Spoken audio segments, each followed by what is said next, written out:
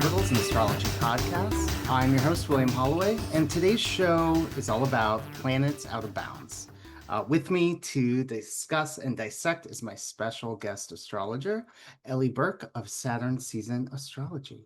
Welcome. Hello. Thank you for having me. Yes, thanks for being here. I'm super excited about this conversation. Like we were talking about earlier, just like we don't always get to have these conversations with these kind of niche astrology topics. No, it's not something, because it's not something that everybody knows about or is aware of. And it should be. Yeah, it's so important. I mean, I've been an astrologer for, I don't know, six something years maybe, but it's only been the last year and a half that I've really paid attention to declinations and out of bounds planets and all that, especially since I started a true crime podcast a few months ago, and I know you have one as well. So we're going to get into that. We have several intersecting interests. Yes, yes. Why don't we get into talking about what is an out of bounds planet?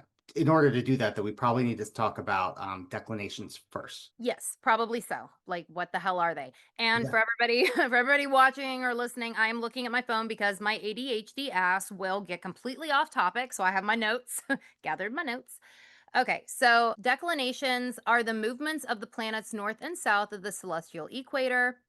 The regular wheel, like when you look at a regular astrology chart, right, that wheel, the regular wheel that we're used to seeing measures longitude, which is like two-dimensional, while declination measures the planet's latitude, which brings it into 3D. Declination is another way of seeing where a planet is in space relative to other planets.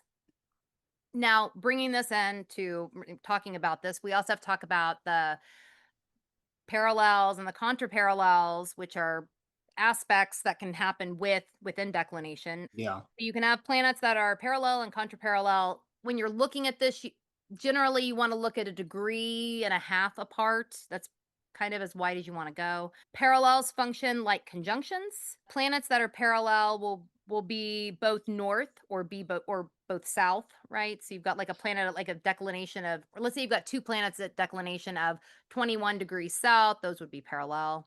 Yeah. Should we pull up a chart where we can look at the list? Yeah. Because, like you were saying, when we're looking at an astrology chart online or when we've drawn out, it's a 2D situation. Yes. And so we're getting a 3D situation, but we can't see when something's out of bounds by just looking at the chart. It's kind of like behind the scenes that we're looking at it. It is, and you've got to look at the declination table. Where Right. like if you're on astro.com, it would be under what is it? Additional tables, I believe, is what that's under, I think. Yes. Yes, because we both use Astro Gold, but it Yes. is a service you have to pay for. So if you don't have that, most software has declinations list somewhere. Here is a chart of Judy Garland. She actually has a few out of bounds planets, and we'll talk about that when we get into the different planets. If you want to look at the declination list, you would go up to Sheets. You'll see on the left side there are all these different lists that you can look at. When we're looking at declinations and then the out of bounds planets, we're looking at the points list. Yes. And we have the declinations. It looks like her Venus and her Mars are out of bounds. Yeah.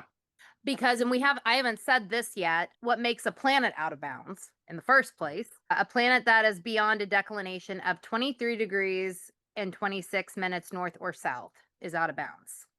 That is Right. because the sun's maximum current declination is 23 degrees 26 minutes. So anything that goes beyond that, any planet that goes beyond that, beyond where the sun, it's no longer under the sun's thumb, no longer under the sun's domain. It's kind of able to go and do whatever it wants. It really is. That's what it's able to do. If It's it were, kind of lawless, right? it is. Like it goes beyond it's like you think about all the planets are following the sun's path Mhm, trajectory, right? mhm. And then when things go to bounds, they go outside of that. And so you can think of it symbolically like I think of like terms like beyond the pale, Mhm. boundary breaking, going in the danger zone, like kind of going where, maybe no man's land, Going rogue. going rogue, totally. Yeah. So there are two aspects, the parallel and the contraparallel. I mentioned what the parallel is. The contraparallels function like oppositions. Planets that are contraparallel will have one planet north and one planet south. So essentially, that might be like one planet at 21 degrees north, another planet at 21 degrees south, and that would be contraparallel. And this can show things about a person or an event or whatever that we wouldn't otherwise see in some cases. Also, if you have a planet, let's say you've got planets in the chart and they happen to be like conjunct one another in the chart and they're also parallel, that like intensifies that.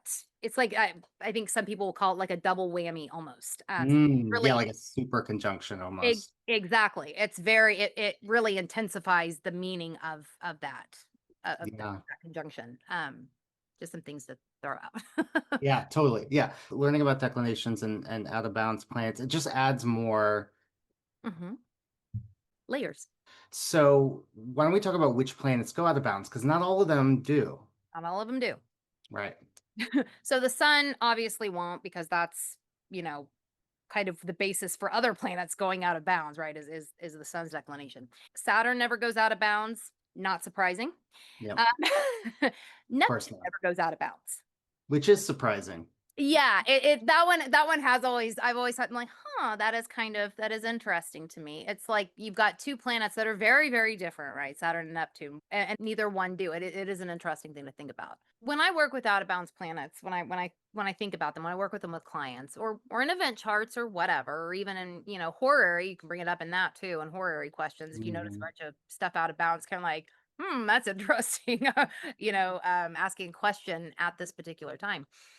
But planets that are out of bounds are able to do their own thing, able to give the middle finger to the sun since they aren't under its thumb. I have noticed that out of bounds planets can oftentimes, though not always, but enough to mention, oscillate between the energy of of the sign that it's in and the sign opposite it as well. Mm. I have noticed this. Not always, not always. So I'm not confident to be like, this is always going to be the case, but I have noticed that it certainly can be. For instance, someone with the moon out of bounds in Libra might find they oscillate between emotional independence and perhaps emotional codependence. There is like an oscillation, and it's because it is lawless, right? It can do whatever it wants. Right. But it can also swing in a bunch of different ways too. It does, but I have noticed the swing between the sister signs essentially. Yeah, that's interesting. And it makes sense. It does. Yeah, I mean, it does. It does. I'm like, yeah, it really does. Even though I've seen it, it's still kind of like when you read and you're like, yeah, Yeah. yeah. These planets are very liberated. I think of them as very, very liberated. That can be a good thing or a bad thing, right? Depends on what you do with it, but they are Mhm. liberated. There is definitely an affinity for Uranian energy here. I'm not, I want to be careful when I say that because I'm not saying that these planets, it's not like they are completely ruled by Uranus or anything like that, but there is a Uranian flavor to them. Kind Uh, of like going against the grain. yes. Yeah. I think I'll say this about out of bounds planets. I think they have I want to be careful how I say this too. Retrograde planets have a Uranian flavor as well because they do Mhm. things differently. They want to function differently. Like but the difference with retrograde energy and out of bounds, they both have that uranium flavor of doing things different. Difference is out of bounds planets, unless they are retrograde, will shoot that energy outward into the world, whereas the retrograde turns it inward on the person. But that difference is kind of that there is a similar flavor there. An out of bound planet can have a propensity towards extremity.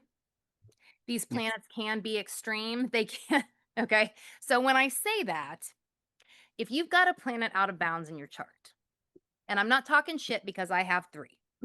Okay, so this is coming from somebody who has three planets out of bounds: Moon, Venus, and Uranus.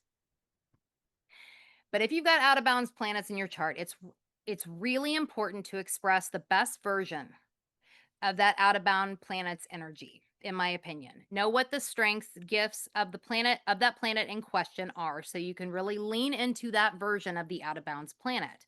If you were to lean into a lower vibrational quality of the out of bounds planet, it could probably do some damage since it's not under the thumb of the sun, since it can do whatever it wants, since it is kind of lawless. So if you say have, I don't know, the moon in, I don't know, we could pick a random sign, Gemini, let's just say, Mhm. think about, learn about what the light side of the moon in Gemini and the shadow side of the moon in Gemini are. And really try to think about how to lean into the lightest expressions of the moon in Gemini, the light Yes. side of things, because you can do that in an extreme way and it can be lovely. Or you can swing to that shadow side and it could be just as extreme, but to your detriment. Right. It Yeah. feels a little like with great power comes great responsibility. Right. That's a good way of looking at it. It's kind of a weird thing to say because it's like you have to learn how to control it so it doesn't control you. Yeah. I do think they age better. They age well. They They tend to. can. Yeah. They certainly can. Which is an interesting thing to watch play out as people get older Yeah. and have them. When I learned about out of bounds planets, I was looking at all the people I know and like, who do I know that has out of bounds planets? I don't have any out of bounds planets, but a lot of my like close friends growing up had Mars out of bounds, which I find Okay. interesting because I have Uranus right on my descendant. Okay. So I'm attracted, at least especially when I was younger, attracted to rebellious people and people that go against the grain. And So it's like you're like it's like a moth to the flame, like come to yeah, it's like, yeah, exactly. I'm like, ooh, yeah, let's get in there. That's cool. That's a cool thing to Yeah. Yeah, but no, none of them I would say are like as adults doing anything illegal that I'm aware of. That yeah, be I'm right. aware of. That's funny. Yeah, the moon out of bounds. Some of the top things I see with moon out of bounds. Well, you have your moon out of bounds, correct? Yeah. Then why don't you take it? Well, okay. Let me also preface this with saying it does matter. Everything I just if you don't mind me prefacing this here. Yeah, yeah, Okay, so everything that we say here, you do have to take your whole chart into account, yeah, right? Like I can talk about what my moon is like out of bounds all day long, but that if you have your moon out of bounds, you might have a very different experience depending on where your moon falls in your chart, what sign it's in, what house, what aspects it makes. So what I'm saying is not like necessarily going to be true for everybody. right. But my moon is in Capricorn. It's in the first house. I have found that I have a very interesting relationship with emotions, Okay. which shouldn't surprise anybody. I guess with saying that it's out of bounds in Capricorn. Um, I am not the most emotional person when it comes to okay, actually let me back that up. I'm incredibly emotional, but you will never see it. Mm, But a lot of but I don't have a problem admitting that part of it. Like I am, but I'm the sort that goes and cries in a closet or cries cries in the right. shower kind of thing. Like you're not going to see it, which is very Capricorn moon, right? That particular Hmm. is. But also I know a lot of Capricorn moons might not even admit that they do actually do that. And Right. I I do. I definitely do. Now, this is something that I've noticed with a lot of out of balance moons, regardless of sign, is that there is an ability to compartmentalize. Emotional Okay. compartmentalization in some capacity. Now, how that comes about depends on the sign, uh, where by house. But I have found that to kind of be a thing that can happen.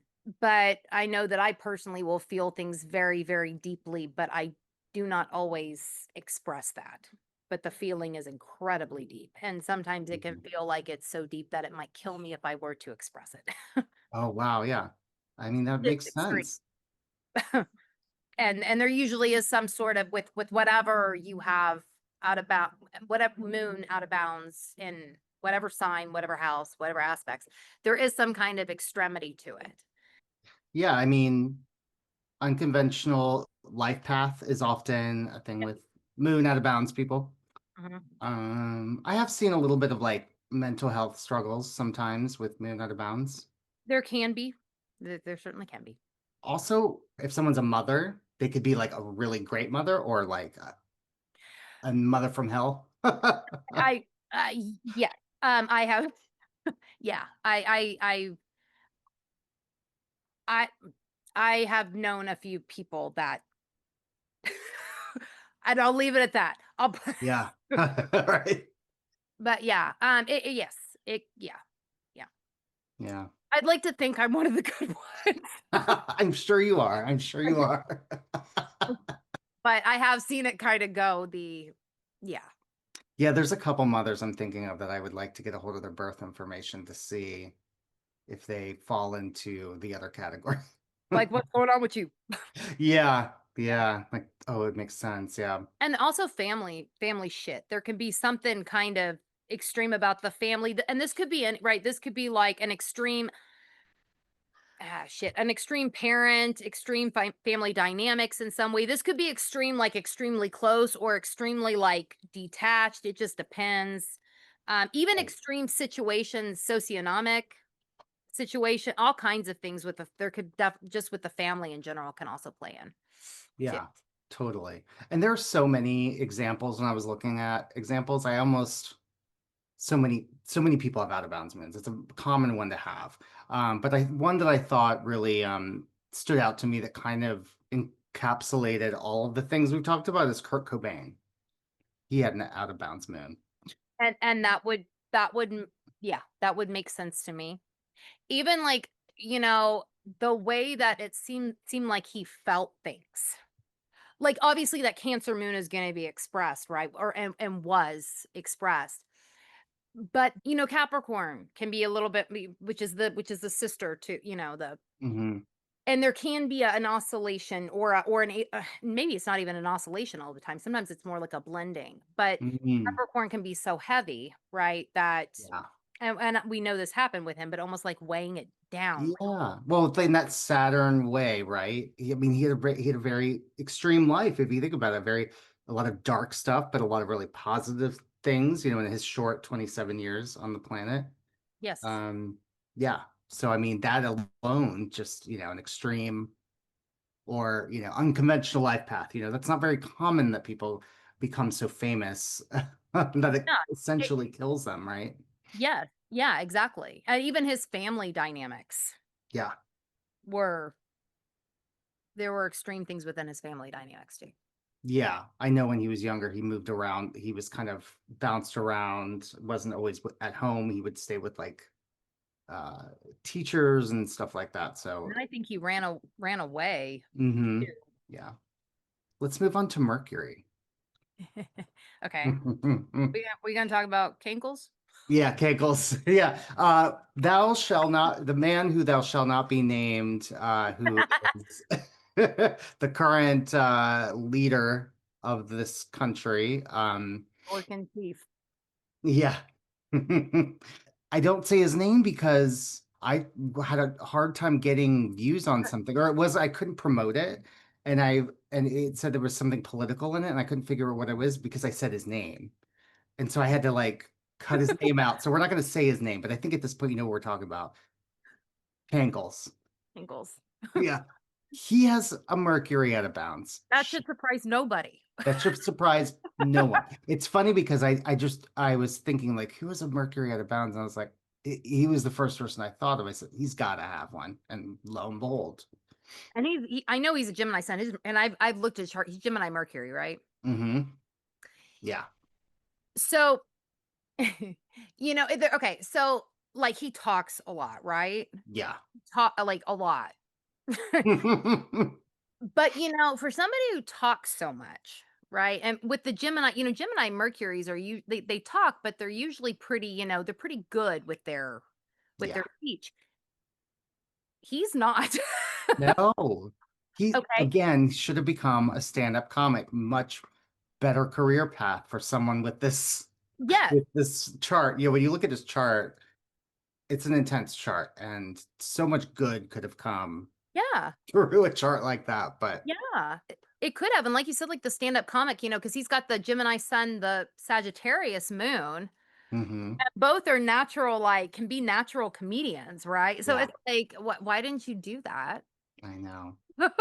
you know but the Mercury thing is interesting again with the kind of pulling from the polar opposite sign, where Mercury is domicile in Gemini, it's in detriment in Sagittarius. And Yeah, there is something, he talks a lot, but it can be kind of, and I'm not talking shit if you got a Mercury in Sagittarius. I'm not trying to right, talk right. shit here. I want to be very clear. I'm not ragging on you. I'm not ragging on anybody that's got this going on. But in his case, it's kind of like pulling that Mercury and Sagittarius more kind of almost fucking up that Yeah. that Merc Well, a little kind of, yeah, I know that sounds harsh, but just a, it's kind of getting a little off course of what could be on track, yeah. if that makes sense. Right. Well, and you can think of it also like he possesses the shadow side of what a Mercury and Sagittarius is. Like the shadow side of like a lighter side of Mercury and Sagittarius would be like an amazing storyteller, right? Yeah, Or a stand-up comic, but like the shadow side could be someone who lies, yeah, and just he does. makes stuff up. And what? And he does, right? And he does, He right? tells stories and they don't Yeah. make sense a lot of the time and they're Yeah. not like real or and you're like, "What?" Yeah, totally. Like I'll watch him half the time and I'm like, "What the fuck is he even saying? What is he even Yeah. talking Makes no about?" sense. Yeah. But the out of bounds Mercury makes it make more sense. Yes, it does. Yes. Yeah. Now, Kankles was the only chart I've looked at for this, but there are other like real positive things, like super intelligent. That's what I was gonna say, Yeah. bordering on genius. Like I Yes. Almost like on the spectrum of like being really, really good at like certain things, yes, right? absolutely. That yeah, the Mercury out of bounds was just in his example, not in general. Like Yeah. I have clients that Mercury out of bounds, all of them super fucking smart. Yeah. Super fucking smart. Yeah, it can be used in wonderful ways and utilized in Yeah. wonderful ways. And Kinkles is smart in his own way. But it's not it's almost more instinctual, and it's like almost like he uses this power for evil, Yeah, right? yeah, he uses it. Yeah, he doesn't use it for anything positive. Yes. Yeah. Those are like the main things you usually see, like with the Mercury out of bounds, is like you could say things like over the top. You could be, maybe known for saying wild stuff. Or you could be like very intelligent, very, very good at certain things like process-oriented things. Hmm. Absolutely. Yeah. So that's Absolutely. Mercury. Shall we move on to Venus? Venus out of bounds. You have Venus out of bounds. I do. You do. Okay, then do you want to? Okay. So let me also preface this again by saying this is just my experience with it. My Venus is also like within a few minutes of being conjunct Uranus. So they're very close too. So that flavors it. It's also conjunct the galactic center, which flavors it. So there's a lot going on with my Venus, but it's out of bounds in Sagittarius, also in the first house. I have had my relationships have been so fucking weird. I will say that they have, and they have been extreme. Some, a lot, most of them have been extremely terrible. I'll be honest, have been awful. Like it's like Ellie, you don't know how to pick them. That's what, um, and throughout most of my life, it's been like that. But the few that I've had that have been good have been very, very good. I'll say that Yeah. they have been very, very, and I mean romantic relationships, not so much friendships, things like that, but the romantic. Yeah. That's great. My I'll say my values my values are probably a little different than maybe other people's, which is fine. It's nothing that's gonna hurt anybody or Right. whatever, right? But they are a little different. I've come to terms with that. That was harder when I was younger. Sure. Realizing that that's other people just don't value whatever, and that's hard when you're younger, but as you get older, you For sure. which is another way of it aging better or Hmm. being easier as you get older. It does. What would you say? I would say like non-traditional tastes or non-traditional boundaries in relationships, harming through relationships or susceptible to being harmed in relationships. Yeah. Yes. That I yeah. Yeah. Yeah. Making sure that you are either expressing the highest possible vibration of Venus in whatever sign it's in through whatever house, or you are receiving that. Yeah. Right? Yeah. Mhm. I think a good example that I found that kind of got me down a rabbit hole because I'd forgotten about her was do you remember or do you know about Leona Hemsley? That name is familiar. Okay, maybe I was pretty young when I remember she was in the headlines. She was kind of one of the symbols, along with Trump, of excess of the 80s because she was a successful businesswoman but she went to prison for tax evasion, and she was famous for saying, "We don't pay taxes, only the little people pay taxes." What an asshole. Oh, monster asshole, yeah. Um, What and an sh asshole. Yeah, and she went really extreme with the plastic surgery, which is also maybe another Venus thing I Oh, hadn't really thought of, but her uh-huh. face looked so crazy by the end of her life. And she left most of her fortune to her dog named Trouble.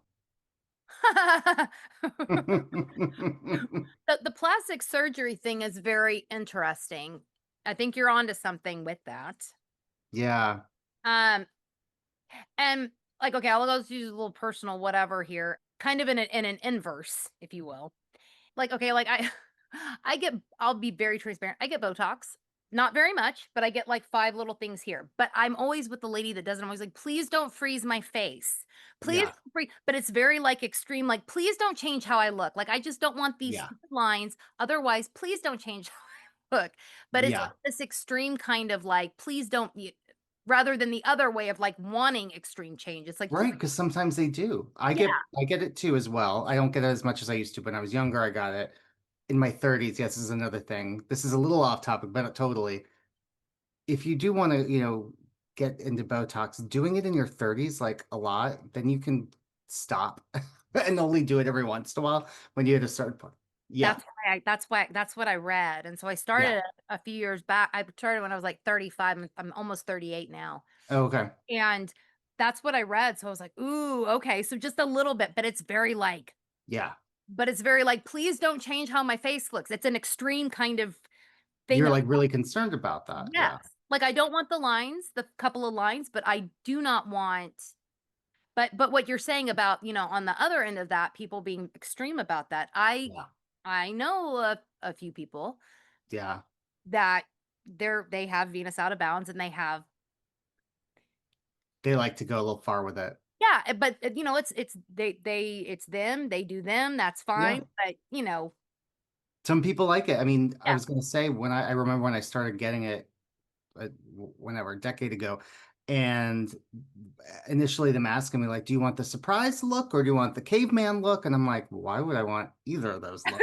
And they're like, you'd be surprised how many people want those looks. I'm like, You're like, wow. no, I just want to look like me. Yeah, I was like, I just want to look like me, but more well rested and like, you know. Yeah. I'm like, yeah, yeah. Okay, should we move on to Mars? Yes. Okay. Mars out of bounds happens, it's a little bit more frequent because it happens once a year for about 2.5 months. So there are more people that are going to have Mars out of bounds. And like I said earlier, apparently all my close friends growing up had Mars out of bounds. And I was attracted to they were rebellious rule breakers, right? And maybe they're rule breakers still, but not in like an illegal way per se, right? Like you can be a rule breaker and not necessarily break the law.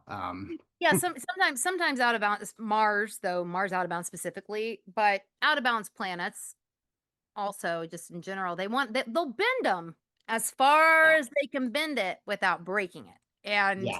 yeah, yeah. But Mars specifically, yes. Mars out of bounds does that. Yeah, there's the rebellious side, but then there's also like when I was looking at some examples of people, I mean, there's so many people with Mars out of bounds, like Aleister Crowley had Mars out of bounds, which makes sense. Yes, it is. Janis Joplin had Mars out of bounds. Judy Garland had both Venus and Mars out of bounds. I think that again makes sense. And then Gianni Versace had Mars out of bounds, but so did Andrew Cunanan, who's the one that killed him. Told him.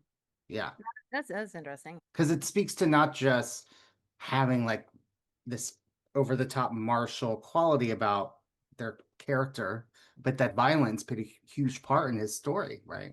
I was yes. I was gonna say not necessarily anybody directing it like at me or in my personal life, but I have known people that have Mars out of bounds that like clients that have had that have talked about having anger issues Yeah, and wanting like maybe some help with ways to, work with those or whatever through astrology, right? Obviously, most of them have like a psychologist as well that they work with and things like yeah, that. Just taking, a different look at it from a different lens. And it's like, your Mars is out of bounds. Okay. yeah, Now, On the flip side of that though too, I've also seen people that don't get angry enough Oh, with that's interesting. Mars out of bounds. Like they're not like they've got things they've had life events where they should be really fucking pissed off. And They're like numb almost. yeah. So Okay. it can the extremity there, right? Can exist. I think it probably from what I've seen does more often go the other way. But yeah. Yeah. I've also seen when people have Mars out of bounds, they might be, they could be more susceptible to cheating on their partner or like having overt sexual drive. And so they either need to have an open relationship or they end up cheating on their partner. So not all, obviously not all cases. I've just noticed. I'm like, oh, these are all people that have a hard time with monogamy. Yeah, I have yeah, I have noticed that too. Their clients and even a couple people that I know, like it might yeah. Yeah. And you're like, yep, that makes sense. That tracks. Yeah. Yeah. So shall we move on to the next few? So Jupiter. Jupiter is one that doesn't go very far out of bounds usually, and it doesn't go out of bounds very often. Right.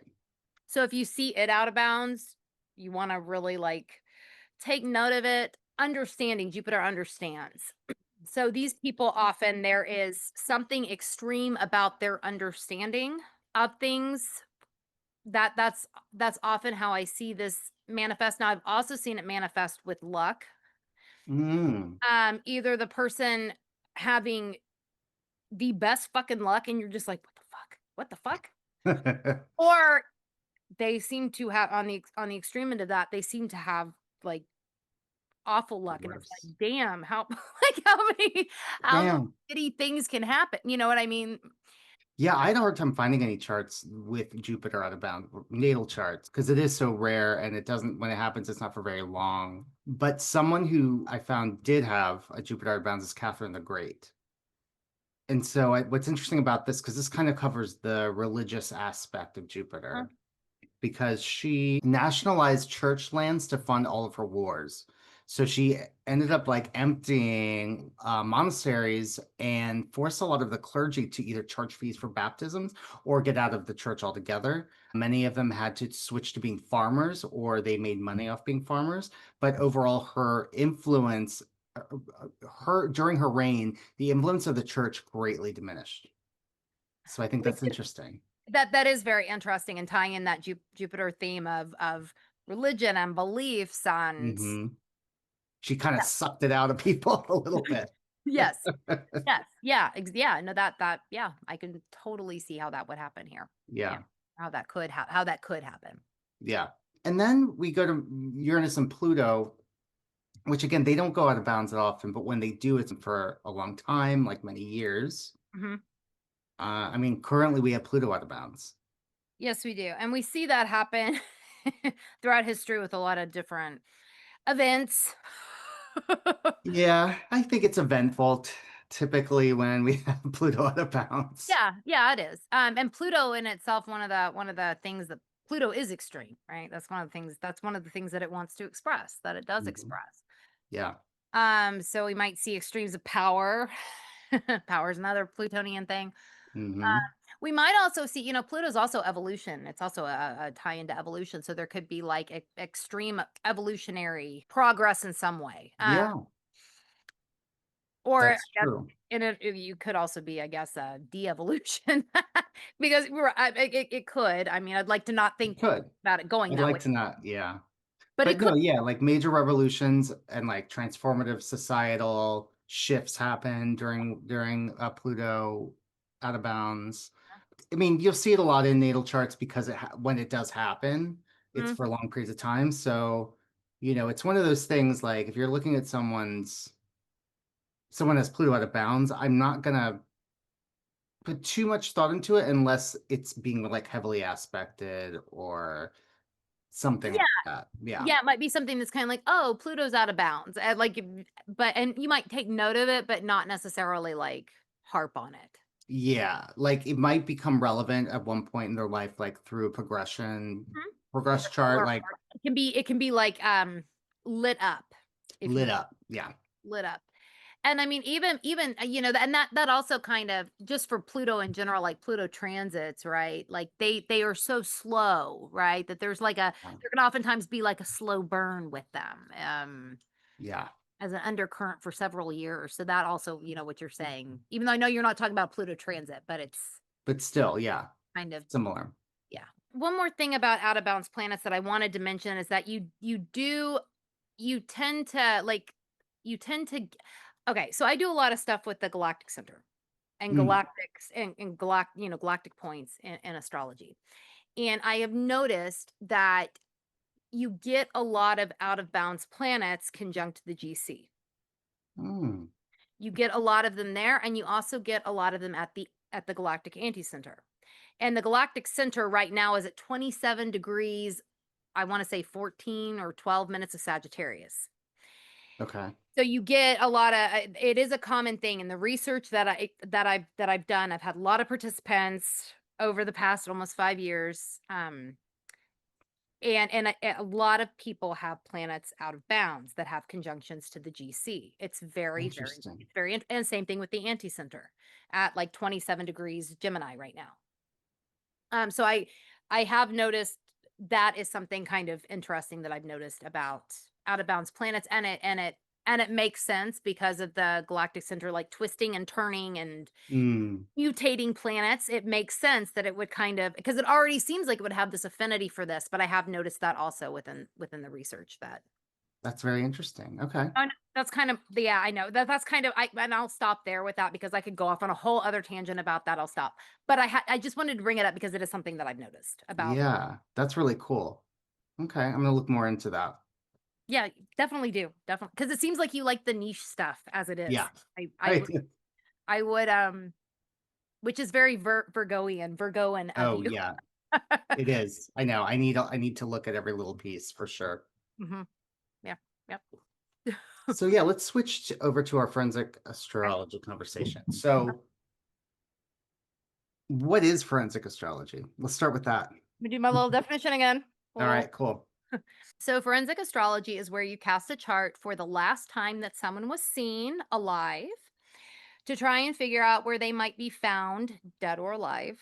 You Mhm, can also cast the chart for the time of death, right? If you have the mhm, actual time of death, you can cast the chart for the time of death, or where a body was found. If mhm, either of those are accessible, either of those times, dates, and places are accessible.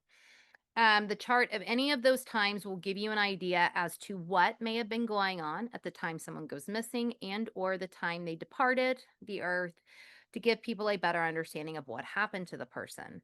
So you're able to see, you know, the state of the person, the catalyst of what's going on, what was going on, and or a perpetrator if there is a perpetrator, mhm.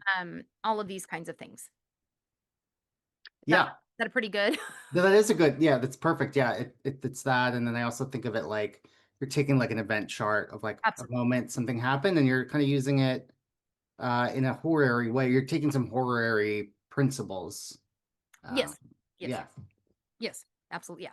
yeah. Which I personally, I might cut this part out, but I personally think forensic astrology is a lot easier than straight up horary is. Straight up horary is not easy, and you got to practice it constantly, I feel like, to be good at it. Yeah, well, and you'll also get these like when I do when I do horary charts for people, because some people will ask, because I also read tarot cards. Okay, And yeah. people ask questions and they like, I could pull, I've got a little yes or no tarot card list in my head, but I'm thinking this would actually be really good run as a running a horary chart for it for this particular Yeah. person. But sometimes, you know, sometimes you get a very clear yes, sometimes you get a very clear no. But sometimes you get a sometimes you get a maybe. Sometimes you get an Mhm. ask again later. Or sometimes it kind of feels like the chart's going, "Fuck you, your question doesn't matter." Like Yeah. Or if so you ask the same question over and over, which I did in yes. the beginning, and it was really telling me to fuck off after a while. Yeah. Yeah, it's kind of like what your tarot cards will start doing like I said what I said. Like Yeah, exactly. I'm not saying anymore, you know, Yeah, kind of thing. So, I've but yes, already answered that. Yeah. yeah. Yeah, but no, yeah, horary can be a challenge at times. Yes. It can be, yeah. But yeah, so forensic astrology is fascinating to me. I'm more recent to it because I wanted to do this podcast with my friend, and we started it, the Astrology of the Unknown, where we look at unsolved cases. And yeah, and I've been looking at your podcast and some of the cases we've covered similar cases before. Yes. But what drew you to forensic astrology? Like what was it that you were like, I'm going to look more at this? Okay, so when I when I was little, and I mean little, when I was a little girl, I always had a real interest in true crime. Like, before probably when it was not an appropriate time for me to have an interest in really, seriously, like a seven-year-old wanting to know about missing people and all of that, Yeah. but I really did, and I remember my mom and, like, even, like, the psychology behind, like, serial killers that do what they do and all this all kinda ties together. My mom was always Hmm. kinda, like, thinking, "What's the matter with her?" But, you know, um yeah, so it kind of stems from all of that, and forensic astrology beautifully ties together two great interests for me, which is astrology and like true crime, um, Totally.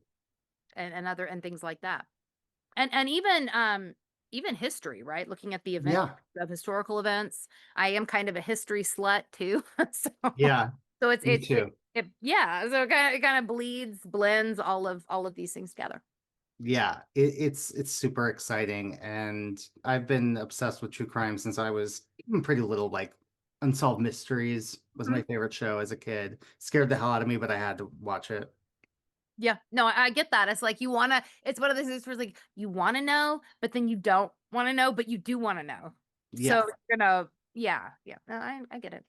Mhm. Yeah, and things like Twin Peaks were Mhm. big because it was all about a mystery, right? And then they Yeah, solved the mystery, but something about like a mystery within a mystery within a mystery, right? And astrology is very much that too. But when we yeah. get into forensic astrology, it is very much like opens up so many more possibilities. It does. It really does, yes.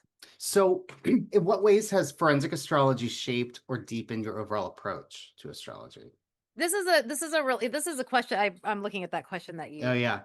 because this is a good question. I'm like, "Huh, how has it?" Okay. So, it has kept me in constant connection with the fundamentals of astrology, Mm. the basic building blocks. In regular natal chart readings, I take a much more psychological and evolutionary approach to reading. But with event charts or crime charts or forensic charts, you want to take a much more, I mean, you can, don't get me wrong, I can certainly go off on a psychological Sure. tangent about something, right? So I'm not saying that I don't do that or that you shouldn't do that, but there is a much more like cut and dry is probably not the right way to say it. Almost literal, right? Like, Yeah, literal. There is a much more literal interpretation of these things. And when I make these videos or do blog posts on it, I do make it clear that like I'm reading this very literally because this is how you do it. I would yeah, not take the same approach to reading your natal chart. right. You could, but You I could. when I start pulling in all the psychological stuff that I just might not pull in for this. But it does allow me an opportunity to really get in contact with the basic fundamentals. Also, just really getting to know I mean, not that I don't know the fundamentals of the planets, but you stay in constant connection and contact with them and Mhm. with the signs and with the houses and all of these things. Yeah, it's another way to engage and get more information about what all of these planets are about in astrology, right? You get to see another side that's more literal, right? Which Yeah. is helpful to go there, right? Like if Mars is really prominent in an event chart, you're going to look at like knives, maybe being involved or a gun Yeah. or like these martial things it's more literal. Or, you've got Mars, let's just say, just without taking any actual chart into consideration, but just Mars in the seventh house, you'd be looking at a perpetrator who's very violent. You could be, Right. what I mean? Especially depending on what sign Mars is in, right? Like if Mars is in, Mhm. let's say Mars is in Aries, like that could be a or Scorpio. or Capricorn even, right? Where it's Right. Or exalted. Cancer. Or can't, yeah, that's The face is going. with that one, maybe, but there's some sort of something going. It's Mars in the seventh house, something with this this perpetrator could be very violent. Yeah. Or if it's a person doing something to themselves, say the person that's missing or whatever, they could have done something very violent to themselves. Yeah. Okay, so next question. What has been the most unexpected or illuminating discovery you've encountered in forensic astrology? Okay, so this is probably going to sound so fucking stupid because I have I've been studying astrology for since I was also a little girl, okay? And obviously I know how important the fucking time is, right? I know this, right? But it's almost like when you do something so much, you become numb to how important it is. Yeah. Right? Because it's just, I get a client and they give me their time of birth and I enter it in and it is what it is, right? Yeah. Okay. Okay. But it's like doing forensic astrology. It's so I have here this is so stupid, but it is so illuminating to see how important and accurate time is for these Yeah. charts. Like it really is. And I'll use an example here. Okay, so the yogurt shop murders. Yeah. Okay, I live in Austin. So this has been this and I grew up here. And so Okay. this has been something that I've wanted to see solved forever. This Yeah, I'm happened sure. this happened when I was like I think I was 3 or 4 when it happened. Okay. So I was little. But I've wanted following it for years, wanted to see it solved. I had always been working off of an 11:45 PM time. I Mm. always had been working off at this time because that is the time that the cop who was patrolling that's when the call was made. Essentially, Okay. that the yogurt shop was on fire. That is always the chart I've been working off of. They figure out who did it, right? Everything. They have the press conference and the lead detective says around 11 PM. And it was quite literally like a record scratch. And I was like, "Wait a minute." Yeah, you're like, On. that's different. I'm like, "Hold on. Hold on. That is not at all." I mean, I was like, "Okay, it's not that much time difference. 45 minutes." Right? 45 minutes. Now, looking at that 11:45 PM chart, I had been and Brandy too, who I do it with. Mm. We had both been like, this is 2 people, right? From this chart, from this 11:45 PM chart. And then they come out with one singular person and I'm sitting there going, "Well, really? Like, really? This is weird." Okay? I'm glad they caught him, but I'm thinking this is really weird. Yeah, you're like, it doesn't match up. It doesn't. But then I pull that 11 PM chart and I'm like, "Okay, this makes more sense." The time is so important and It really is. you see it, it's like you almost have an appreciation for how important it is. Yeah, That so I that love that. that is like the biggest kind of and it shouldn't be like a oh kind of moment, but it Well, but it's just reinforcing how important that having the correct time is. I yeah, mean, yes. yeah. Because if you That don't, you're gonna and I mean, we all make mistakes, but things are gonna yeah, if you don't have the right time, I mean, it's just yeah. you It could be led astray for sure. I exactly. know, like the last episode we did on Astrology of the Unsolved was on the Burning Man murder, and there's not a lot of information. So I was like, well, what chart am I gonna pull for this? Like what so and I looked at various times and nothing really spoke to me. And I still like I want it's kind of one of those things like, if this ever gets solved, I'll be very interested to see like if I was on the right path of picking this chart because a lot of people said like the last time they saw the guy before he died was like in the morning, but his body was discovered in the nighttime. So he was around all day. Yeah, so Um, that's kind of weird. right? But like it seems to be like I've looked at a lot of Reddit. There was a lot of people that were there that it seems to be the consensus of when the murder happened was around 8:30 p.m. because the body was Okay. discovered about 45 minutes later. He was in a pool of blood, so and it's in the desert in the extreme heat. Body would have started like it was clear that it had happened within the last like hour. Yeah, just from everything going yeah, from yeah. Yeah. Yeah. So that's the chart I went with, but like, again, like I don't know if that it made sense to me in the moment, but when we get more information, I'll be able to look back and say, did this time actually, was this the correct time, right? And it also kind of gives you an idea as to like what because I've always kind of had this question in my head of, okay, so you can have a last time seen or a time of death, which I think we're not always going to have like an exact time of death, right? Usually Right. it's a last time seen or a time found. And it kind of like this thing with the yogurt shop, it kind of reinforces that, perhaps the time found or a 911 call, it might have been better to have if you had like the time of death, right? Obviously, like it might be a Yeah. better way to go or closer to that time or even like a last time seen. Um it's interesting the more you learn about this, Yeah. and playing around with things and also being okay with being wrong and exploring that if you happen to Yeah. And exploring why was I wrong about this? And where did where did I go off the track? yeah. Yes, exactly. Yeah. Yeah. Are there particular planets, aspects, or patterns that seem to appear frequently in cases involving disappearances or criminal events? Like, what are some of the patterns that you've seen having done this for so long? Okay, so a couple of things that I will say conjunctions to the galactic center. I have Okay. noticed come up in things that are especially in in cases that are just weird as fuck. Like Yeah, things that are I just bet. very weird or there is some kind of what the fuck element to them. I have noticed that you do often see this, some kind of conjunction. Even if it's an outer planet, there oftentimes there's something going on there. Another thing I've noticed when you've got either the chart ruler is retrograde Hmm. or you have a lot of retrograde planets. This seems to be common. I'm reading what I have here. This seems Yeah. to be common in cases where the cases go cold or it takes a Mm. while to solve.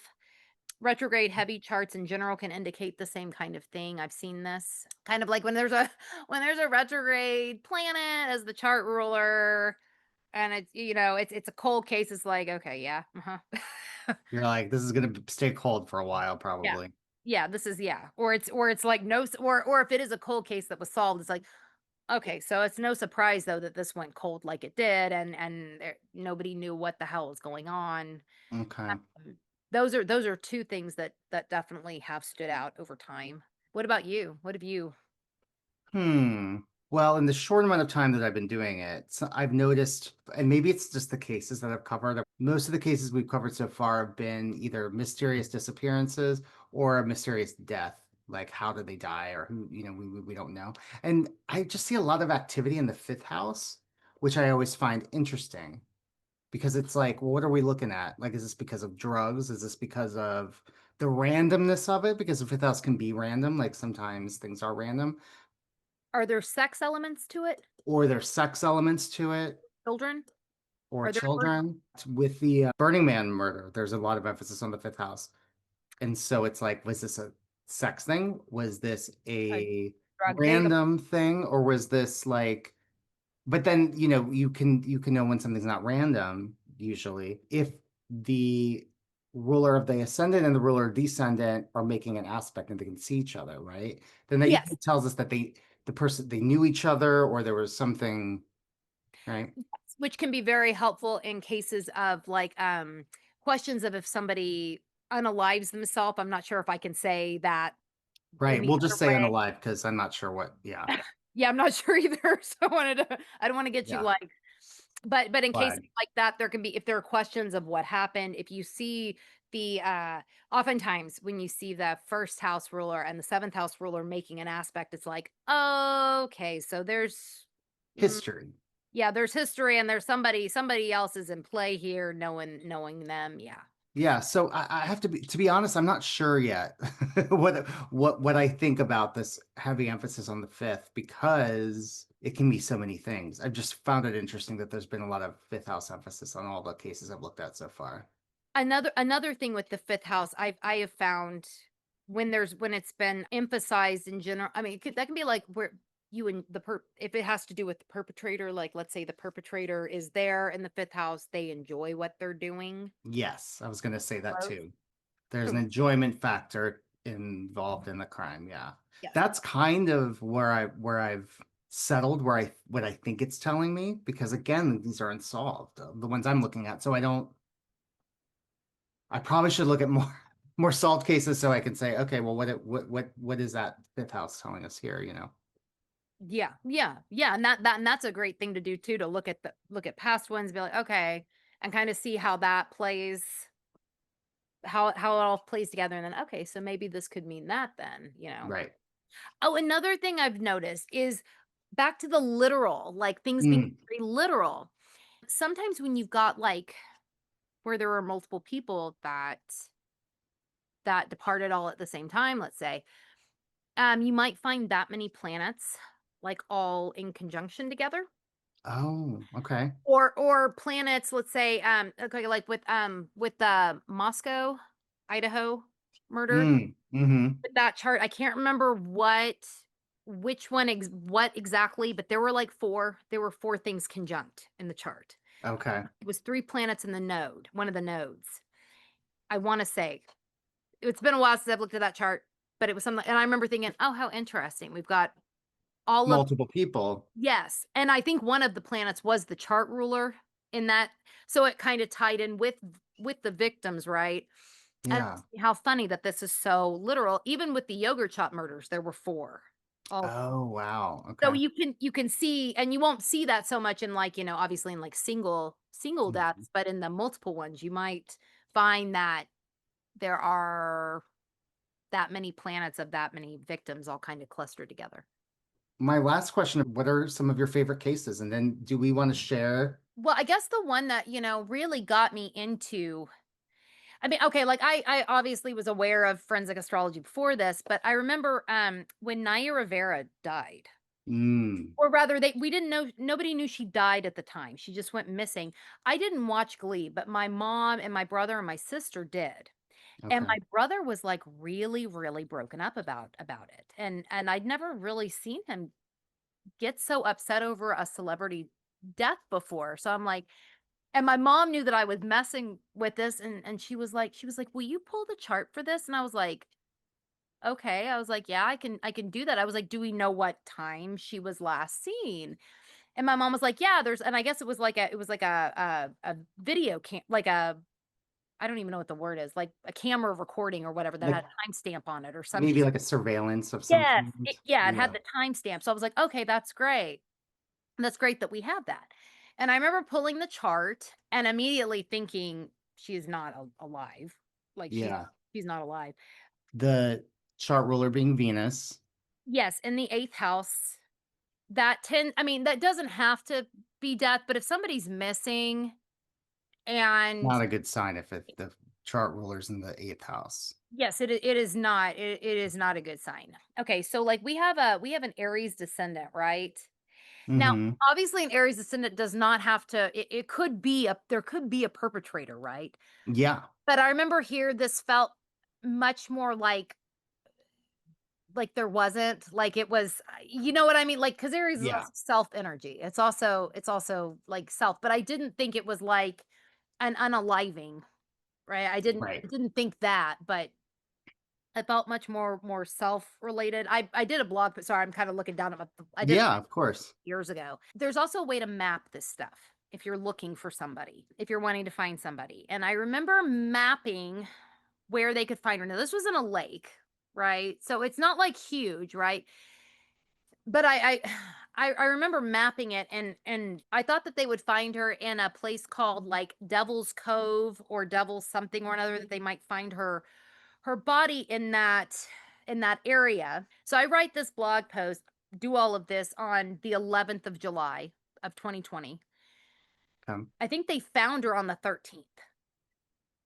They found her, they found that it was looked like it had been an accident, blah blah blah. And then weeks later, somebody on my blog post left a comment saying that they found her around Devil's Cove.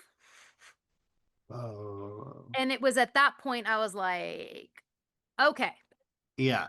I was like, all right. Like, I don't know how I feel about this because it's like essentially celebrating some kind of victory of being right when it's somebody that has passed. There's a weird thing of right, like Yeah, I call it astrology good. It's like it's not real life good, but it's astrology good. yeah, that's a good way to put it because it Yeah, is like it's not like I'm sitting here going, oh yeah, I'm right, I love but it right. there is a feeling of okay, so there's something to this. I must be at least a little bit good at what I'm doing to Totally. have gotten that. But I hate that she passed and her child was Oh, so like sad. That was such a is sad story. it is. It's very it's incredibly sad, like awful. And so I remember having this feeling of like, oh, I don't know, but then thinking, I could really use this for good. Yeah.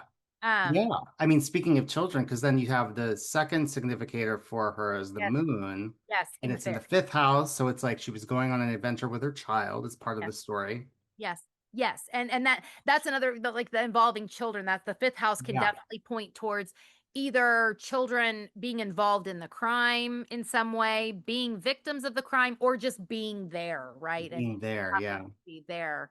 Oh, another thing to mention since we're talking about kids that probably should be mentioned is if you're looking at the chart if it's a crime or a missing child, you want to look at the fifth house too, like the ruler of the fifth house.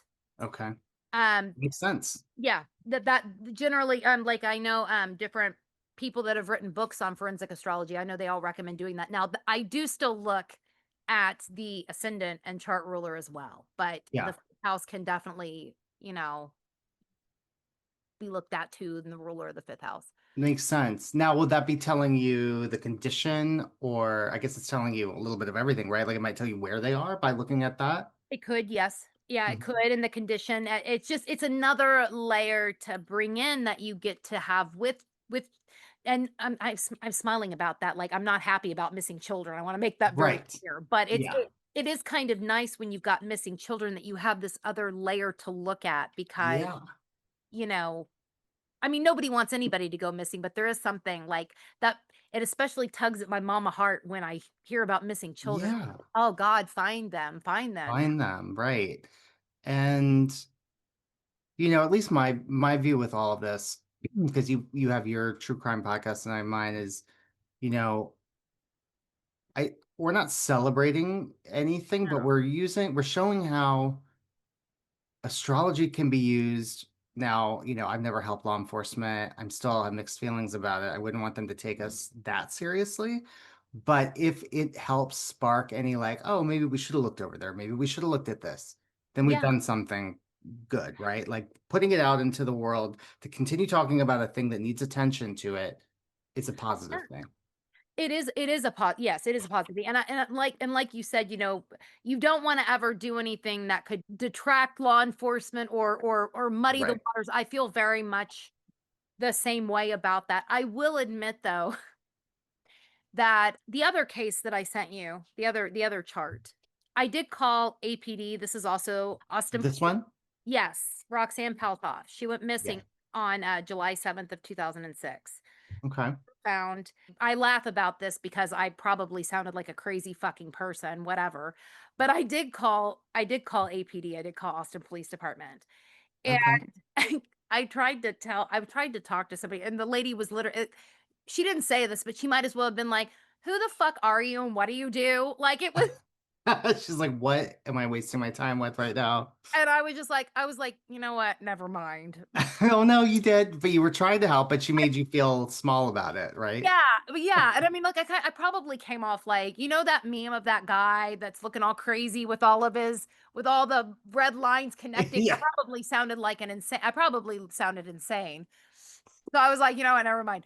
That reminds me of when I saw a UFO and I called the cops. I called 911 because I was like, well, I feel like I should report that I saw this thing. And they're like, all right, whatever. And I'm like, never mind, never mind, never mind. Yeah, you're like, never mind, forget it. I didn't see anything. Yeah.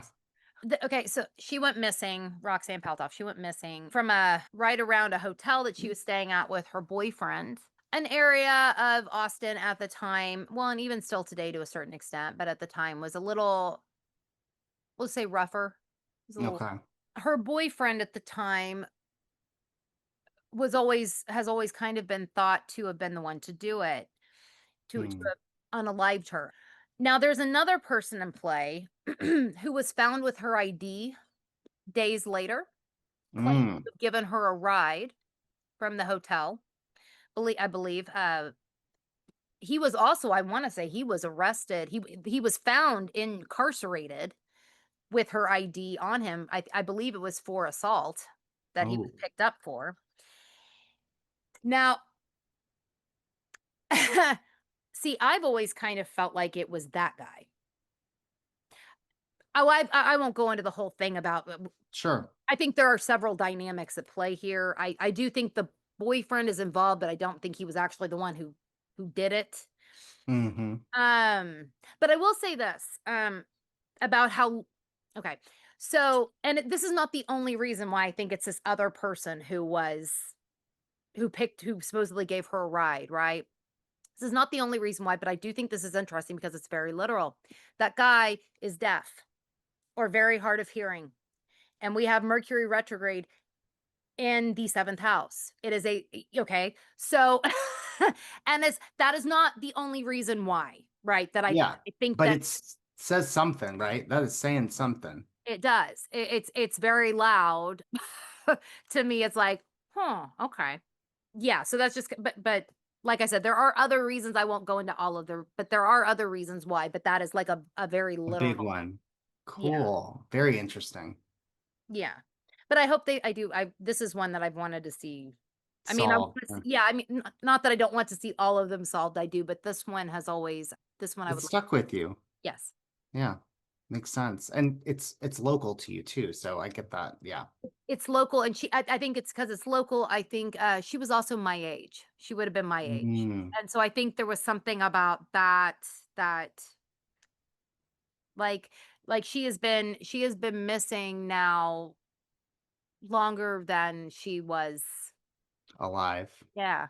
And it's Yeah. like, God, I can't even imagine having a loved one that they're gone longer than they were with you, and Yeah. have no idea what happened to them, and yeah. That is heavy. Yeah. To not know. It's like we're drawn to these mysteries and it's such a part of human nature to be drawn to these mysteries. But to imagine being, you know, part of that mystery, right? Like that is not that Yeah. would change my viewpoint, I think, of things.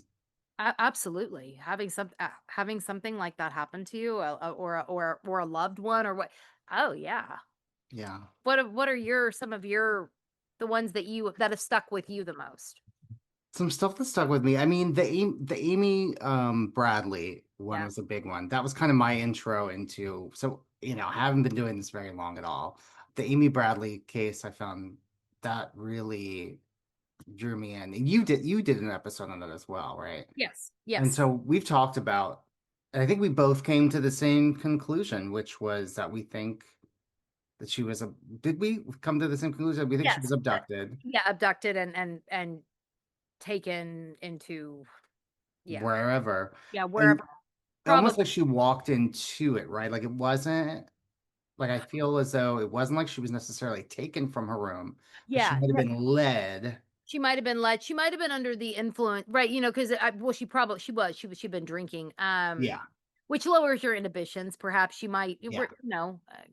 She had like what, 10 beers in a very short amount of time. yeah, And she was yeah, young. I'm yeah. sure other She was things were having a good involved. time. She was, and I could totally see. I remember with that chart thinking that it's very possible that maybe, she wanted to. Maybe somebody was like, "Hey, we've got some party favors somewhere," and Right. Well, and I think about, and this is just me, like when I look at her picture, like she's about the same age as me, and some pictures of her from back in the day just reminded me of like people I would have hung out with.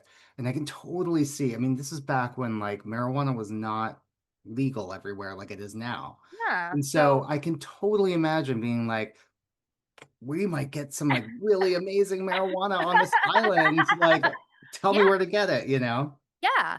Yeah, and, she's on even if she wasn't normally somebody who did that, she's on vacation, maybe she's like, "Fuck it, let's go," and she's had some drinks, it's like, "Fuck it, let's go." Yeah. Yeah, so, yeah, it didn't seem like she was like somebody was going "Woo," and, Yeah. dragging her off. It did seem like Like a set of circumstances that got her in over her head. yeah. Yeah. Yeah, that's kind of, yeah. Yeah. So that's probably like the big one. But uh my current obsession right now, and I haven't recorded an episode on this one yet, but are you aware of the Yuba County Five? I feel like I should be. It's really wild. So I'll give you a little synopsis, but then yeah, we're gonna do an episode on this.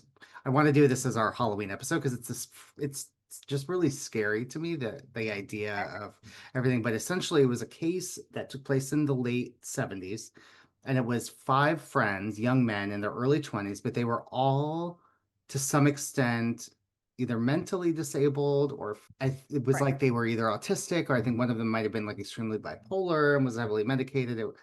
I don't know They the details of each, they but were they had different differences yeah, about them.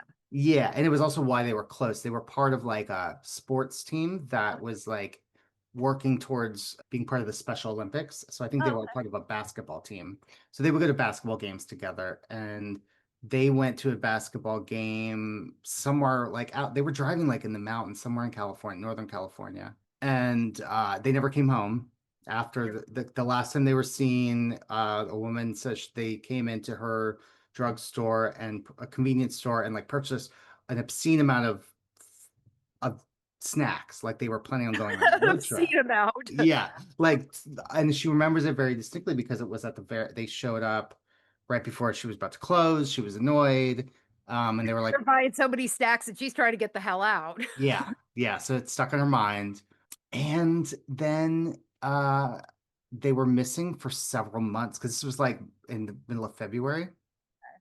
And they found the car, looked like they had just driven like off road, and then they just disappeared. Like off there was lots of snow like up to people. I want to say it was like up to people's like hips, like it was a lot of snow.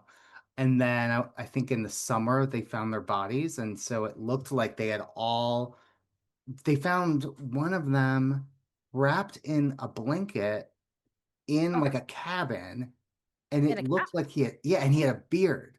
So it looked like he had starved to death and that he had been trying to live not that far away either. So it's like, what were they doing? They were like roughing it. And it was kind of in the middle of nowhere, but not that far from where their right. car was. And so, and one of them has never been found. Okay, now I'm So, like massively curious. Like, yeah. I'm also like, why the fuck have you never heard of this, Ellie? Like, Yeah, I only recently heard about it. This has been a fascinating conversation, and I wish we could keep talking forever. And I hope that we get more chances to discuss this stuff. I would love to have you on. We should maybe even do like a dual episode or something. yeah, Or and if you ever consecutive. wanted to come onto my YouTube, I would love to have you. Yeah, that would be awesome. Let's talk about it for sure. So where can people find you, Ellie, to book readings, where they can find your work? Okay, you can find me at saturnseason.com. That's where you can book readings. You can read my astrological ramblings, my blog posts, all of that. So that you can find me there. Find me on Instagram at Saturn Season Astrology. You can find me on YouTube at Saturn Season Astrology.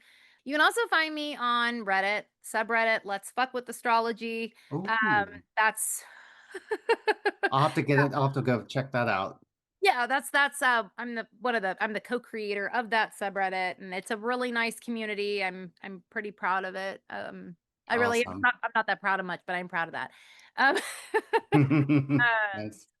yeah, those are the places that you can find me. Yep. Awesome. Yeah, and I'll link all of that underneath the video. And yeah, this has been a lot of fun. Aspen, thank you so much for having me. Thanks for being here. All right, everybody, have a good one.